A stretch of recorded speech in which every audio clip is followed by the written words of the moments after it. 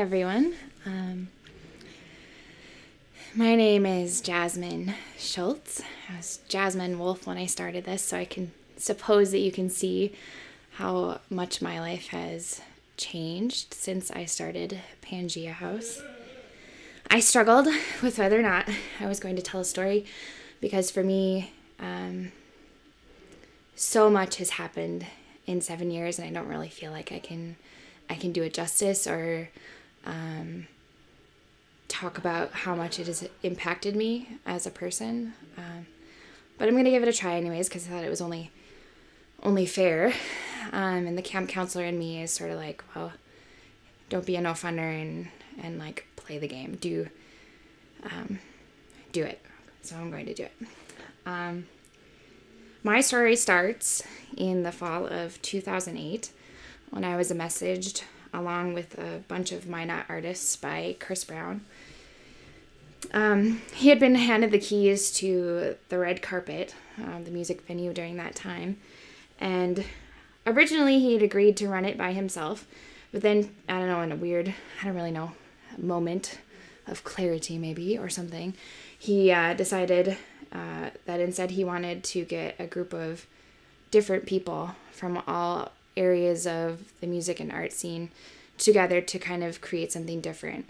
And instead of having just one person run the venue, have a variety of people run the venue for a multitude of reasons. First of which, it's a lot of responsibility, and for one person it gets really overwhelming. And so he thought, well, maybe with a bunch of people it would be less overwhelming. And then just varying different ideas, I think, was his intent. And so he got a hold of me, and I'd played the red carpet a few different times. Very different back then. I sang Dixie Chick songs and kind of, I don't know, my country songs that I had written growing up. And so that's kind of how I got involved. And I would play the show, and then I would leave right away. And sort of indicative of I guess like where I was at that time period and where I've come to be over the years. So he got a hold of me, and I went to the first meeting by myself, and then later on I went to another meeting, and that's when we kind of just decided to start. We basically came up with the group of people who were going to help run the venue. And so I grabbed Billy, and he came to that second meeting, and then Hope Finley kind of ended up sticking around. We had Andy Rennick, Max Patzner, Chris Brown, Jimmy Hogaboom, and myself. And I'm sorry if I'm forgetting anyone.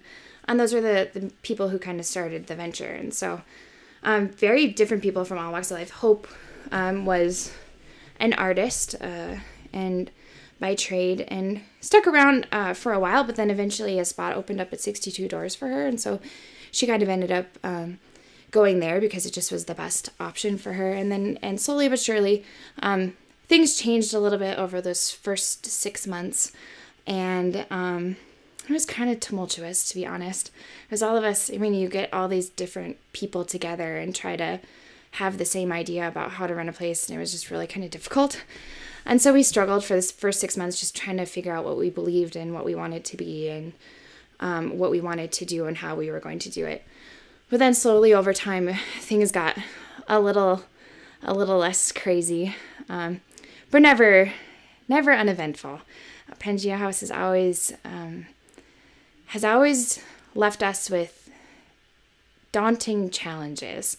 And so in that first year, we were in the bottom of a vacuum shop, and almost immediately, I mean, we had a big open space, but almost immediately we got shut down by the cops because we were being too noisy for our upstairs neighbors. And before we had started, we'd sent out letters to everyone in the building explaining what we do and like making sure that everyone was on board, so we didn't just get locked into a contract without having a space. But there we were, and we found ourselves in a really big conundrum because we were trying to, now we had said we were going to rent this space, and we needed to find a way in order to make it viable, you know. And so we were pretty sad and depressed, and we were trying to think of any way to like figure it out. So we ended up calling Nick Holwagner, wonderful carpenter friend, musician, had kind of soundproofed some of their practice space. And so we got a hold of him, and he came in and had this great idea to shove us all in the back room, which is underneath the loft, and it's just a tiny space. And if you were any taller than like 6 foot, you had to like stand between the rafters. And I mean, it was just a quarter of the space was taken up by the bands. The bathroom was through like in the show space where the bands like were, so you'd have to walk through to go to the bathroom. But nonetheless, it worked. And then there was a air pocket above us, which turns out to be the best way to soundproof. And so that loft above us provided the necessary noise dampening that we needed, and we had a show space, and we had that show space for a long time. And I kind of miss those years sometimes, because the small space kind of made for a sort of feeling that even when you had 12 people at a show, it felt like it was huge. And I guess over the years, that's the thing that sticks with me about Pangea House, is that we just overcome so many different challenges. And all of them, I mean, we didn't have heat in the winter several different times over the years. We didn't have, we have had sound issues, and it always seemed so impossible. Like we couldn't, like that was going to be the end, and here we are 7 years later, and it hasn't been. And so, and we've gone through all of these different challenges together. People have passed away. We've done huge things. We've created Mina Fashion Week, right? Now that raises $2,000 every time they have a fashion show. I mean, that Mina Fashion Week started at Pangea House, and we've done all these amazing things. That in itself, like people who didn't even sew started sewing and now make whole entire lines. And so Pangea House for me taught me what I could do, with a little bit of help from my friends, of course. It kind of empowered me, and maybe has given me this false sense of like I can do anything, like do it yourself. I really feel like if I decide to do it, that I can, with a little bit of help from the people that I love and who support me. And that kind of leads into this like weird, odd story, I guess, that kind of illustrates that idea. And it's kind of this stupid story, but I ended up living with all the Pangea House people over the years. And that just has kind of been a natural progression. They've become my roommates and have helped me pay the mortgage on my house. And naturally, like all things, they support me in my endeavors. And this story is kind of ridiculous and funny because it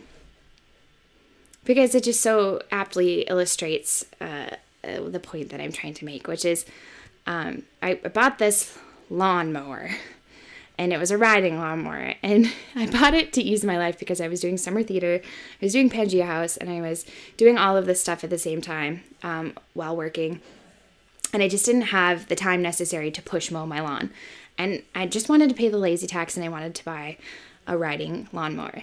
Now, this is all great and fine and good, and I found a friend who had a cheap riding lawnmower, and her stepdad was a person who fixed lawnmowers, so I thought it was like a good deal, and so I bought it, and I got a wild hair Wolff, and I brought it home, and I couldn't figure out how I was going to get it in the backyard, and so I went to Chris and Jake and everyone in the house, and I was like, okay, I bought this lawnmower, I need help figuring out how to get it in the back of the house. And I just remember them saying to me, Jazmine, we can't get it into the back of the house, we can't get it in the backyard, and I was just absolutely unequivocally just pissed at them, so angry because they told me that they didn't know how to, and I didn't really understand at the time. I've thought more about it since then, and I just remember feeling hurt because these were the people who never tell me I can't do anything ever, you know, and so I just remember thinking, you know, how cool is it that you surround yourself with people that have never told you they can't do something, you know? And how funny that you could get pissed about something like that, like them telling you they can't get a lawnmower in the backyard, because you have such high expectations. And you've created this world where your friends and you and everyone around you believes that you can do anything. And that's what Pangea House has meant to me. It has taught me that I'm endlessly powerful, and that this sense of community is something that is worth fostering. You know, we don't have the kind of community events that we used to have. You know, church was kind of a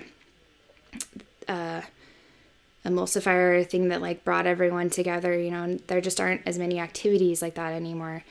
And so Pangea House has made me see the magic in creating those moments for people. It has given me a friend base that is so supportive and so knowledgeable and so able to just do anything that they set their mind to. And I think that I was sort of at risk. I always kind of have been. I'm kind of like a loner. And, you know, you read studies that say like that you are happier if you are surrounded by a strong friend base. And Pangea House has been my community, my strong friend base, and my family for 7 years. And it means so much to me, and it will continue, and we will continue even though the space isn't necessarily running anymore. And that is just something that you cannot measure.